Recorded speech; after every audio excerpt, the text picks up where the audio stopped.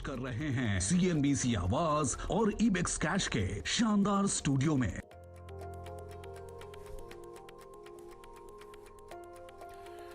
नमस्कार, मैं हूं आशीष वर्मा। मॉर्निंग कॉल में आपका स्वागत है। शुरुआत इस वक्त की हेडलाइंस के साथ।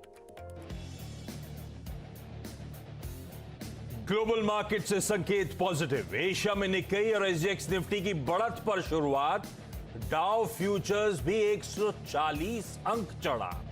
शुक्रवार को मिले जुले बंद हुए थे अमेरिकी बाजार। सप्लाई घटने से 3 साल की ऊंचाई के करीब क्रूड कीमतें। $79 के पास कारोबार कर रहा है ब्रेंट। ONGC, HOEC जैसी एक्सप्लोरेशन कंपनियों पर रखें नजर। उत्तर प्रदेश में गन्ना के समर्थन मूल्य में बढ़ोतरी से फोकस में शुगर कंपनियां। अब किसानों को 325 की जगह ₹350 प्रति क्विंटल के हिसाब से दिया जाएगा भुगतान। महाराष्ट्र में 22 अक्टूबर से खुलेंगे थिएटर और मल्टीप्लेक्स। जल्द जारी होंगे नियम। आज PVR, आइनॉक्स लेजर जैसे शेयरों में बढ़ सकता है action. Competition commission of India ने यूनाइटेड ब्रेवरीज पर लगाया ₹750 करोड़ का जुर्माना। कंपनी पर कई राज्यों में बियर की बिक्री और सप्लाई में कार्टेलाइजेशन करने का आरोप। और जी एंटरटेनमेंट एंटरप्राइजेज और सोनी इंडिया के मर्जर करार में नई अड़चन। जी एंटरटेनमेंट में सबसे बड़ी हिस्सेदारी रखने वाली कंपनी इन्वेस्ट को चाहती है बोर्ड में बदलाव। MD और CEO पुनीत गोयनका के इस्तीफे की मांग पर अड़ी।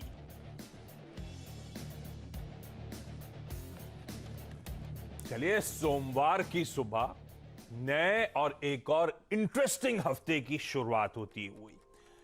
इंपॉर्टेंट इसीलिए क्योंकि इस हफ्ते गुरुवार को हमें करनी है सितंबर वायदा की एक्सपायरी की तैयारी, यानी कि वो बड़ी वाली मंथली एक्सपायरी की होनी है तैयारी।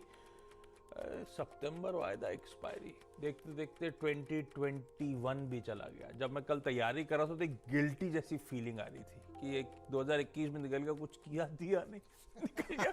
लेकिन चलिए, बाजार पे कर लेते हैं फोकस। पिछले हफ्ते की बाजार की मैपिंग आप लोगों को आपकी स्क्रीन पे नजर आएगी। कोई इसमें शक नहीं कि रिकॉर्ड तोड़ हफ्ता था। सेंसेक्स 60,000 के ऊपर जाके माउंट 60K को काउंटर करके खड़ा हुआ नजर आया, पर उठा पटक के बीच में कामकाज हुआ। निफ्टी देखते तो जरूर वीक ऑन वीक 1.5% का उछाल, 270 अंकों की बढ़त थी। निफ्टी बैंक जो उठा पटक नजर आ रही है, दरअसल वीक ऑन वीक केवल 19 पॉइंट का उछाल था। FIs ने कोई कमिटमेंट नहीं करा net last week. In fact 9 crore रुपए नेट बिकवाली का आंकड़ा। वो तो DIs की बाइंग कंटिन्यू होती हुई नजर आई 3,000 करोड़ रुपए के आसपास की, जिससे शायद निफ्टी को, जिससे शायद भारतीय बाजारों को सपोर्ट मिलता हुआ नजर आया। फ्राइडे का ट्रेडिंग सेशन भी आपकी स्क्रीन पर आएगा। माइल्डली इन ग्रीन हमने फ्राइडे को कामकाज किया, लेकिन हाँ, ये जरूर था कि सेंसेक्स 60,000 के ऊपर क्लोज होता हुआ नजर आया।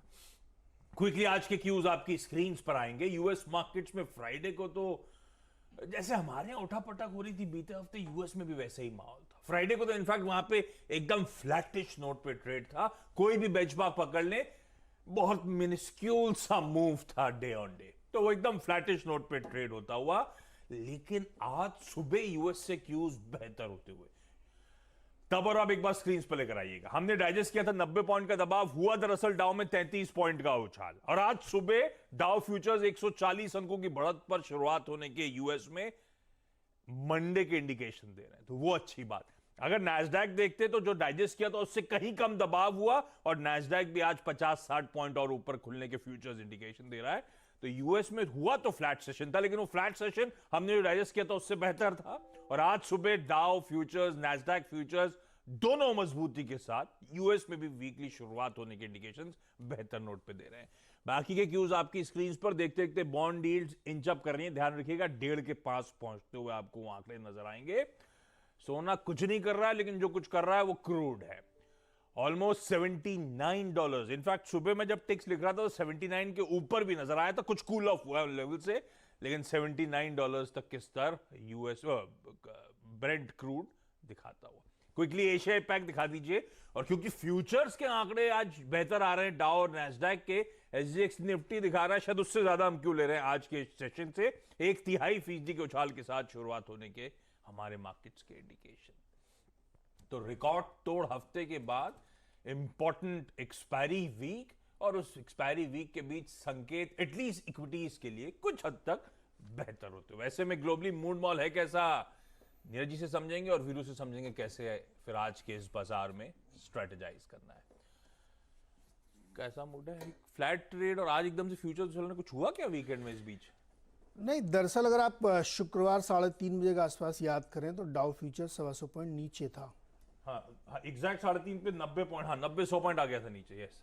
और उसके बाद जो बंद हुआ वो एकदम फ्लैट। हाँ। तो आप नीचे से उसको रिकवरी मान लीजिए।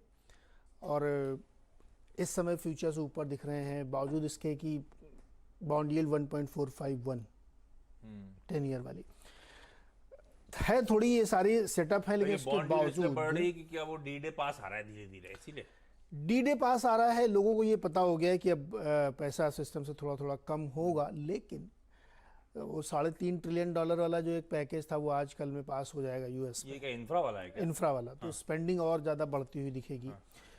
मेरा कहने का मतलब ये है कि जो पैसा सिस्टम में आ चुका वो तो है ना, एडिशनल रुकेगा तो मार्केट उस पर प्ले कर रहा है। लेकिन ये जो सेटअप है क्रूड वाला $80 और 1.45 मैंने कहा था 80 जाएगा, अभी और जाएगा ये। क्योंकि क्रूड में इन्वेस्टमेंट ही नहीं हुआ पिछले 2 साल में। सबको लग रहा था कि ये क्रूड के भाव इस तरह चलेंगे, तो किसी ने नया इन्वेस्टमेंट नहीं किया।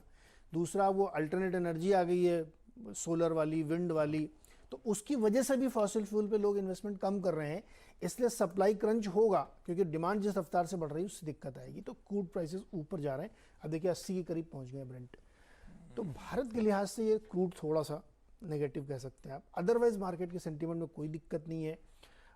जापान में ठीक ठाक चल रहा है। चाइना में एवरग्रांड को चाइना सरकार मान चुकी है, इसको डिफॉल्ट होना है, तो उन्होंने 2-3 बार फिर मिस कर दिया, नहीं पेमेंट हो पाया। वो तो करेंगे ही करेंगे। वो फॉरेन बॉन्ड्स पे भी नहीं हुआ ना? फॉरेन बॉन्ड पे नहीं हुआ, बोला था कर देंगे, कर देंगे, डिफॉल्ट कर गए। गवर्नमेंट चाहती है कि ये डिफॉल्ट हो, और उन्होंने अपने सारे स्टेट गवर्नमेंट को बोल दिया कि आप तैयार है। सारे स्टेट गवर्नमेंट ने फंड बना लिए हैं कि ये डिफॉल्ट होगा तो हम कैसे करेंगे, लेकिन ये एवरग्रांड का डिफॉल्ट होना तय है। तो इसलिए बबल को करेक्ट करने की कोशिश। एक्चुअली अभी उन्होंने फिर एक कर दिया, उन्होंने बहुत सारे गेमिंग पे जो किया था ना, उसके बाद उन्होंने तमाम छोटे छोटे जो प्रोड्यूसर्स उनको बोला कि अच्छे गेमिंग वाले आप कार्टून बनाइए जिसमें संस्कार हों, लोग अच्छा सीखें। वल्गैरिटी, सेक्सुअलिटी, ये सब बिल्कुल नहीं होना चाहिए। मतलब एक बहुत ज़बरदस्त सरकार वहाँ पे अपने यहाँ काम कर रही, सोशल रिफॉर्म पे, मतलब इक्वल प्रॉस्पेरिटी पे काम हो रहा है उनका। तो चाइना की एक अलग कहानी चल रही है। शी जिनपिंग साहब किसी बात का बदला ले रहे हैं। ठीक है, तो चाइना को नजर रखेंगे, पर हाँ इमीडिएट नीजक रिएक्शन निगेटिव रहता है। लेकिन आमतौर पे चाइना इस तरह की करेक्टिव मोड में जाएगा तो उभरते बाजार तो हम हैं, बोल रहे हैं लोग। हाँ एग्जैक्टली। इंडिया और इजिप्ट दो सबसे तेज बढ़ती हुई जो इकोनॉमी है। इजिप्ट, हाँ बहुत तेज बढ़ रही, तो वहाँ पे पैसा जाएगा चाइना से निकल के, क्योंकि चाइना अपने यहाँ सब ऊपर से कट कर रहा है। तो ठीक है, medium to long term positive है, नीजक रिएक्शन देखने को मिलते रहेंगे इन सब डेवलपमेंट्स के। हर टिक के साथ एसजीएक्स निफ्टी की मजबूती बढ़ रही है, 0.5% की बढ़त के साथ अब इस समय शुरुआत होने के इंडिकेशंस। ऐसे में वीरू के पास चला जाए और समझ लिया जाए कैसे आज के इस मार्केट्स में स्ट्रेटेजाइज करना है। हफ्ते की शुरुआत कैसी होगी, एक्सपायरी के लिए क्या तैयारी, और आज कैसे कमाई होगी। Veeru good morning. Good morning Ashish, good morning Neeraj ji. देखिए एफआईएस के सेटअप में कोई तब्दीली नहीं है, स्ट्रॉन्ग कैश में बाइंग।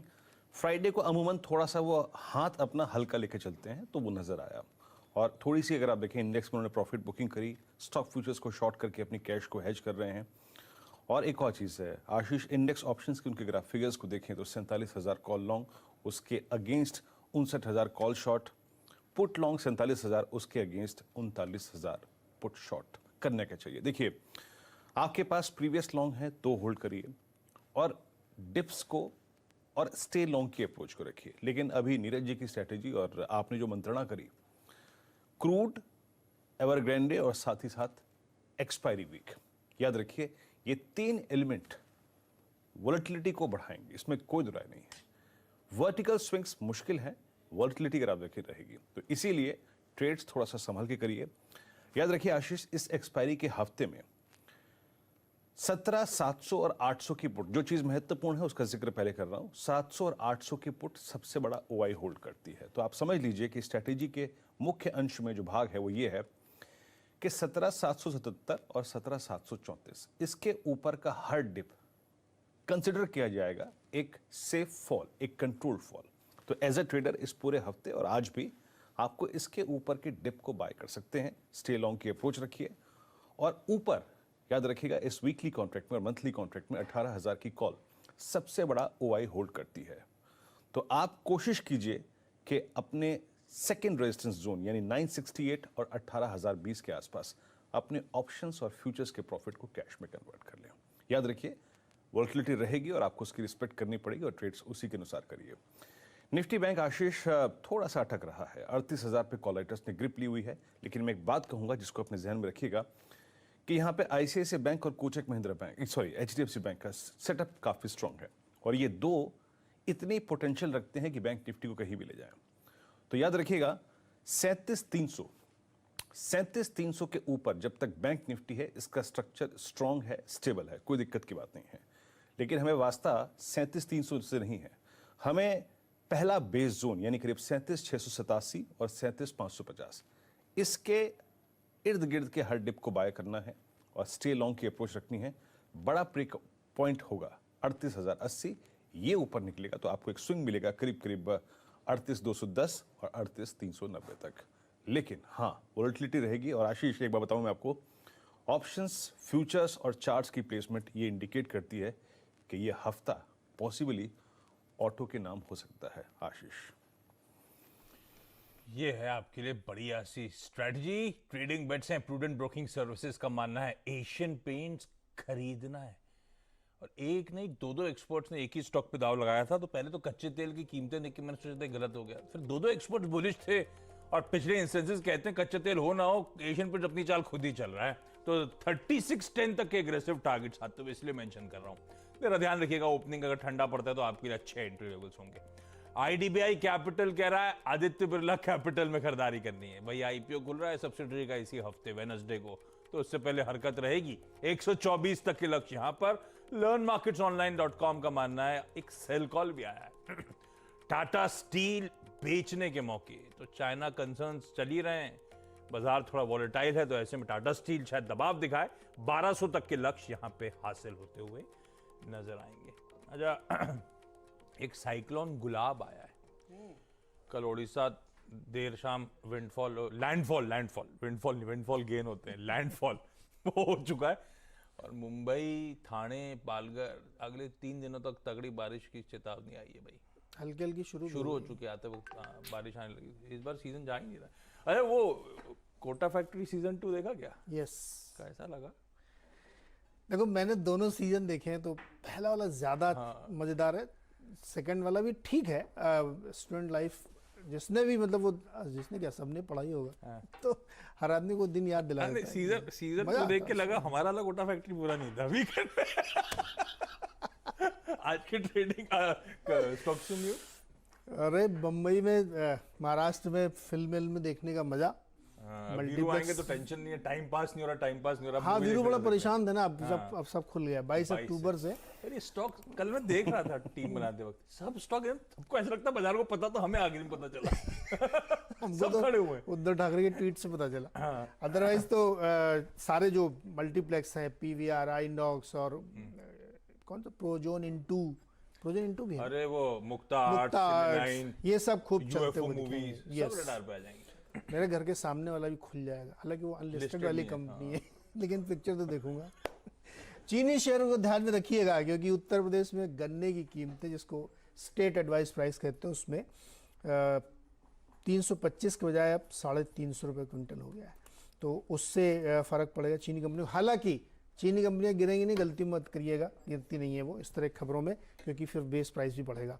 बायोकॉन की जो मलेशिया यूनिट है उस पर यूएस एफडीए ने 13 से 24 सितंबर तक जांच की और उसमें 6 आपत्तियां जारी की हैं, तो ये उनके लिए थोड़ा नेगेटिव है। एनबीसीसी ने 2000 मकान बनाने का एक करीब 1000 करोड़ का ऑर्डर हासिल किया है। कहाँ से? मालदीव्स में उनको ये कॉन्ट्रैक्ट मिला है। जी एंटरटेनमेंट में ध्यान रखिएगा, इन्वेस्को जो इनका इन्वेस्टर है उसने वो अपनी ईजीएम की मांग पे अड़ा हुआ है और उसकी मांग ये है कि जो MD and CEO Puneet Goenka है इनको हटाया जाए। तो अब देखते हैं ये कहानी आगे कहाँ तक बढ़ती है। यूनाइटेड ब्रूवरीज, जो लोग बियर वाली कंपनी को जानते हैं, उसके ऊपर सीसीआई ने 750 करोड़ का जुर्माना लगाया है। कार्टेल बना के ये लोग प्राइसिंग करते थे। अच्छा किया, वो लगता था बड़ी महंगी तो यूनाइटेड ब्रूवरीज, हालांकि ऐसी खबरों में बहुत रेयरली गिरते हैं। ओएनजीसी और टाटा स्टील, अभी आप करें तो टाटा स्टील में सेल कॉल है, उसने सबसे ज्यादा एडवांस टैक्स भरा है। भाई एक मिनट, टाटा स्टील को अपन ओपनिंग के बाद ट्रेड लेंगे। सबसे ज्यादा जो एडवांस टैक्स ओएनजीसी और टाटा स्टील ने भरा। टाटा स्टील ने 4000 करोड़ का पर एडवांस ये बैकडेटेड हो गया ना, अभी वीकनेस आ रही है। हाँ, तो नतीजा तो पता चल जाएगा ना कैसा आएगा। चलिए खैर फटाफट चलते हैं। उज्जीवन की Q2 लोन देने की रफ्तार काफी बढ़ गई है, उसका फायदा हो सकता है। SJVN 1000 मेगावाट का जो है सोलर प्रोजेक्ट लगाएगा। 5,500 इसकी कीमत है जो इनको एक ठेका मिला है। और भारतीय एयरटेल में राइट्स इशू की एक्स डेट है। एफएनओ का लॉट भी इनका बढ़ गया है, 1851 से बढ़कर 1886 है। इतना थोड़ा सा क्यों बढ़ाया? 14:1 का रेशियो है ना। अच्छा, उस हिसाब से बढ़ा दिया। ओके, एडजस्टमेंट फैक्टर लगाया। अच्छा, आज भारत बंद भी है। अब देखते हैं कितना सक्सेसफुल है। संयुक्त किसान मोर्चा ने भारत बंद कॉल किया है और बैंक यूनियंस, तमाम पॉलिटिकल पार्टीज, इन सब ने असल में आज बंद का सपोर्ट किया हुआ है। तो देखते हैं, इवेंचुअली पता चलेगा शाम तक कितना सक्सेसफुल रहता है। लेकिन अपना अगर आउटसेशन टूल्स हैं तो जरा ध्यान रखिएगा। क्विकली छोटा सा ब्रेक के उस पर आज की कमोडिटी और करेंसी मार्केट्स की टॉप स्ट्रैटेजीज।